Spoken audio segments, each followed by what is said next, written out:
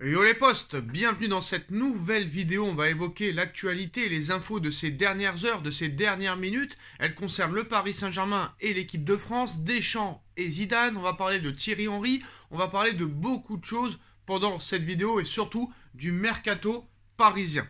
Le PSG pourrait se renforcer à plusieurs postes cet hiver, malgré les propos de Nasser Al-Khelaifi qui ont été un petit peu contradictoires pendant la Coupe du Monde. En début de Coupe du Monde, non, on ne veut pas se renforcer, on a besoin de personne. Et à la fin de la Coupe du Monde, s'il y a une opportunité, pourquoi pas le faire? Donc voilà, très clairement, peut-être que Campos et Nasser n'ont pas le même avis, peut-être que c'est de la langue de bois de la part de Nasser Al-Khelaifi, c'est plus ça quand même, on va pas se mentir.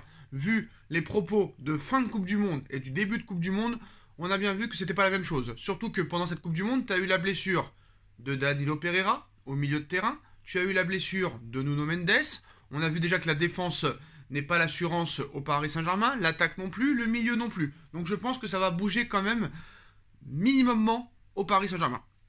Alors, on va parler d'abord du poste de sélectionneur de l'équipe de France. Didier Deschamps, Zinedine Zidane ou un autre? Et oui, la question se pose, les postos. Comme vous le savez, Noël Le Graët, le président de la Fédération française de football, veut continuer avec Didier Deschamps, qui est à l'heure actuelle en fin de contrat. Et comme vous le savez, on ne va pas se répéter, un objectif avait été fixé à Didier Deschamps pour qu'il continue minimum les demi-finales. La France a été en finale. Didier Deschamps est le seul maintenant décisionnaire. C'est lui qui a les mains. S'il veut continuer, il continuera. S'il veut partir, il partira.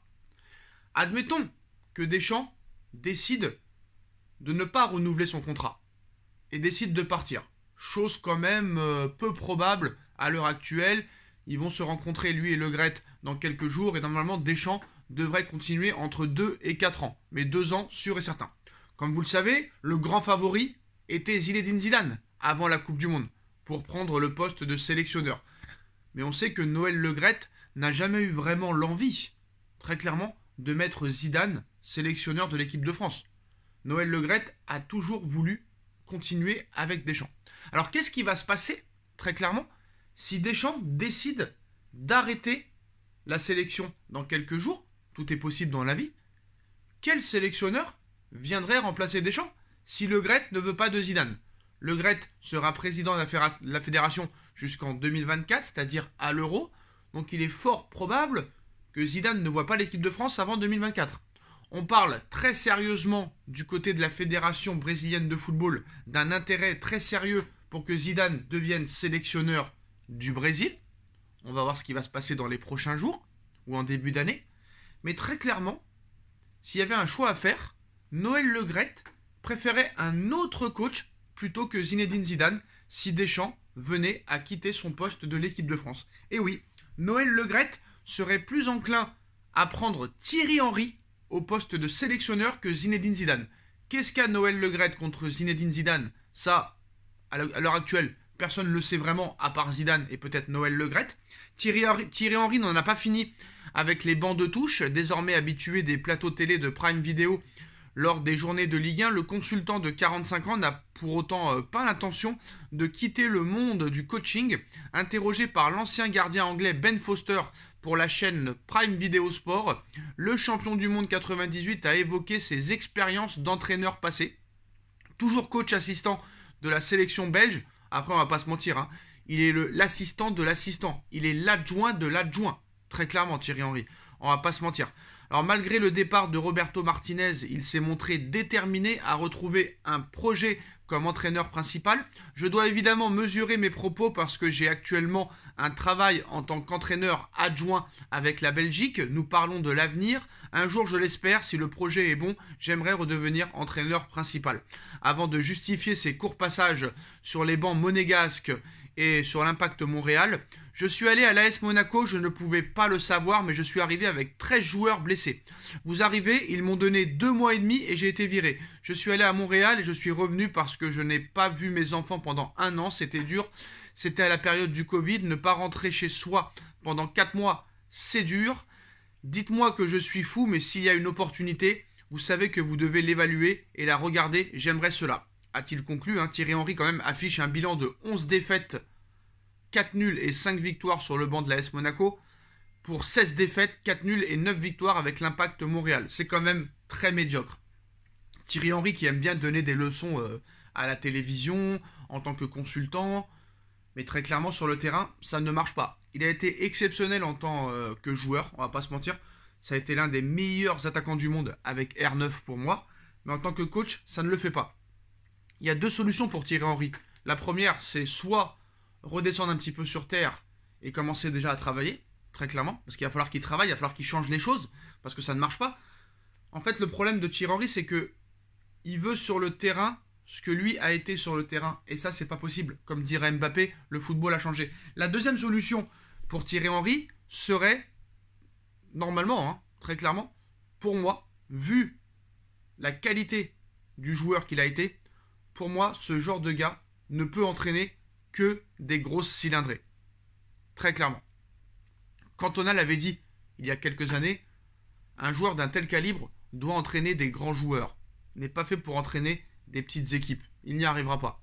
On a vu Zidane. Zidane a commencé avec la Castilla et il a entraîné le Real Madrid et il a gagné 3 Ligues des Champions, 2 championnats d'Espagne, etc., etc. Peut-être que Thierry Henry doit entraîner que des gros joueurs.